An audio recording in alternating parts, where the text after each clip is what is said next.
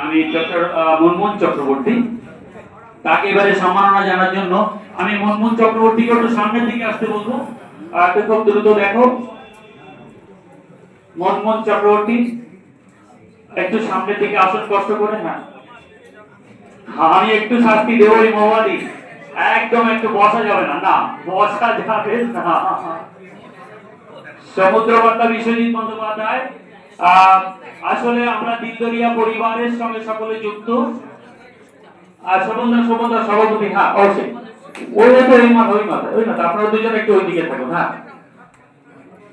আসলে আমরা এই দিলদরিয়া পরিবারের সঙ্গে যুক্ত। আমি চাইবো লায়লা, সাবিকুন নাহার এবং আর যারা আছে প্রত্যেকেই থাকবে, তবে সম্পাদিকে এখান থেকে আর যাওয়ার দরকার নেই, সাহেলিকে যাওয়ার দরকার নেই, আমরা সবাই উঠে দাঁড়িয়েছি।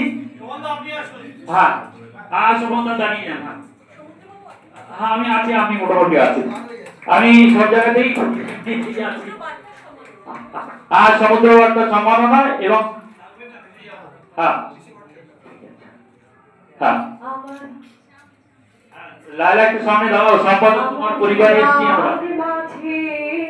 লুকিয়েছিলে দেখতে আমি পাইনি তোমায়, দেখতে আমি পাইনি, আমার হিয়ার মাঝে লুকিয়েছিলে। অসংখ্য ধন্যবাদ জানাই দিলদরিয়া পরিবার নিবেদনে, সমুদ্র বার্তার আয়োজনে। আজকের সমুদ্র মেলার এই আয়োজন একেবারেই সার্থকপূর্ণ বলে মনে করছি। আমি মুনমুন চক্রবর্তী সেন, হলদিয়ায় কর্মসূত্রে থাকা Indian centre for advancement of research and এডুকেশনে অ্যাকাউন্টস ডিপার্টমেন্টে সার্ভিস করি। তারই সাথে এসব কিছু মূলত বাচিক শিল্পী, সঙ্গীত শিল্পী এবং কবিতা লেখালেখি করি, ছড়াও লিখি। ধন্যবাদ আপনাদেরকে। ধন্যবাদ।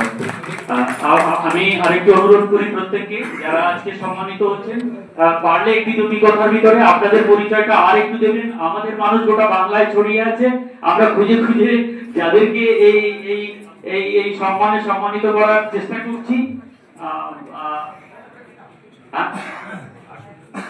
আমাদের আজকের যিনি উদ্বোধক ছিলেন তিনি ডক্টর আশিস চট্টোপাধ্যায়।